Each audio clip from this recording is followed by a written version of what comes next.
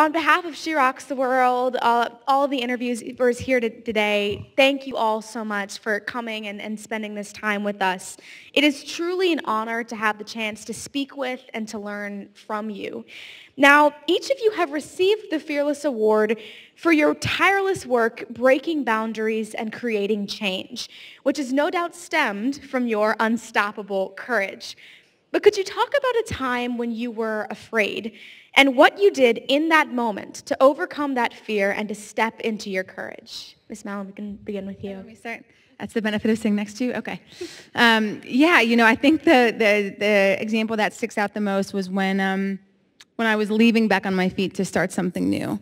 And as a founder of something that was so personal to me, that was working and thriving and doing so well, and I knew it in my heart of hearts, it was time for me as the founder to leave and go do something else and bring somebody else in who was a better operator than I was going to be.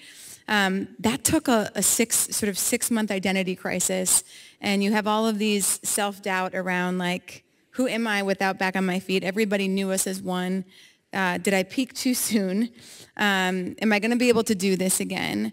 How long can I say that I'm the former CEO of Back on My Feet and feel special and capable? So that was kind of the biggest time when I knew the right thing to do was to, try my hand at entrepreneurship again without knowing what was going to happen, and the fear of starting one thing and then maybe failing at the next, and people thinking the first effort was, oh, she just got lucky or whatever else. So I had a 6-month identity crisis that I had to get through and really sort of build up my own sort of self-esteem and trust my gut and capabilities to get through that.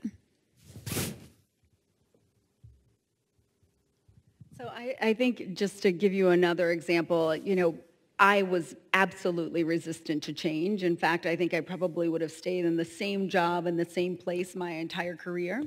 And I remember, at the age of 5, my father would say, she's going to be a lawyer because she negotiates with everyone. And I grew up thinking that's what success looked like.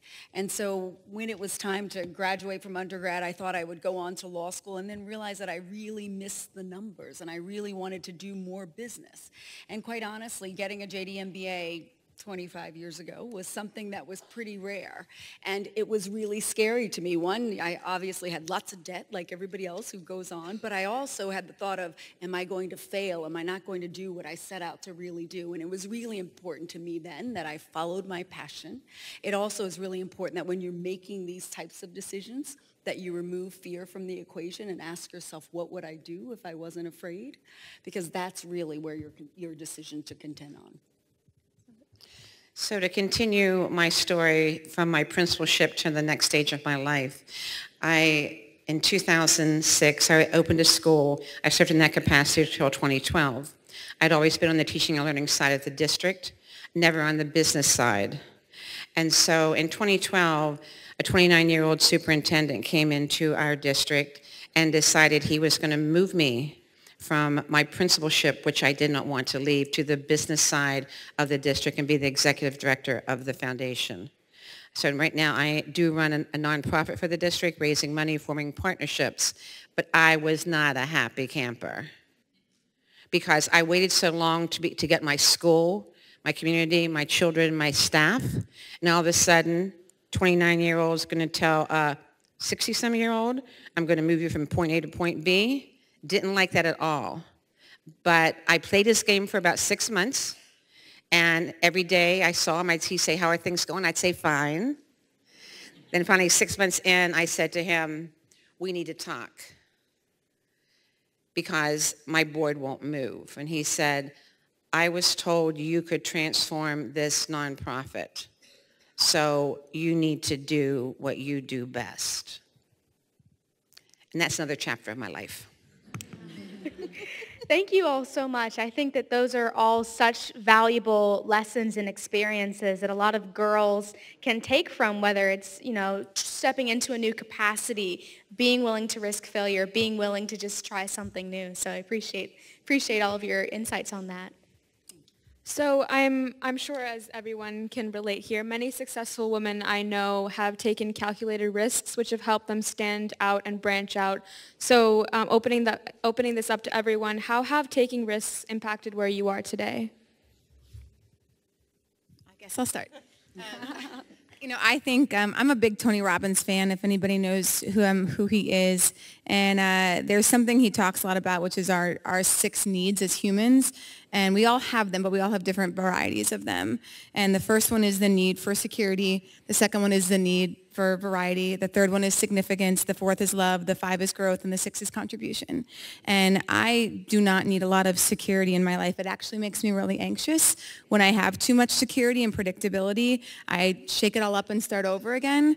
I do not want to have children. I do not want to get married. Those are not things that are a priority in my life, which has also been my own journey of figuring out my path and going against the grain there. But I think, taking risk is different for everybody, and if you're not comfortable with it, you shouldn't do it. Figuring out sort of where you are in your life, what needs you have, what makes you feel happy and true to yourself is really important. It's going to be very different from your neighbor, and that's totally okay. I would agree with that. Those are great points. I would also add that I learned probably a little late in life that what value you really should place in exposure. And so there was a woman that I had met a few years ago named Carla Harris, and she described what she said was a pie. And she said that most of us in growing up, we learn that a pie is 3.44, whatever the decimal is. But she said for us, you have to think about, particularly for women, you should think about P stands for performance, I stands for image, and E stands for exposure. And as women, we spend so much time in the performance category because we want to make sure that we get it right. Because quite honestly, the woman who was the CEO of Girls of Code said, we teach our boys to be brave and we teach our girls to be perfect. And when you think about the time that you spend trying to make sure that you always get it right, you don't focus on the I, which is the image, or the E, which is exposure. And so all of our time gets taken up around performance. And she said, instead, you really should spend more of your time on image and exposure and less time on performance. So when I was given the opportunity to actually get exposed to things that didn't feel genuine to me or authentic, so I recall being invited to go to the Masters, and I thought, oh my gosh, I'm not really good at playing golf. And somehow I thought I was going to play golf there, which is even more hilarious now. And I learned that in fact was not the case, but I also learned that I could learn whatever I needed to do so that I felt comfortable in that space.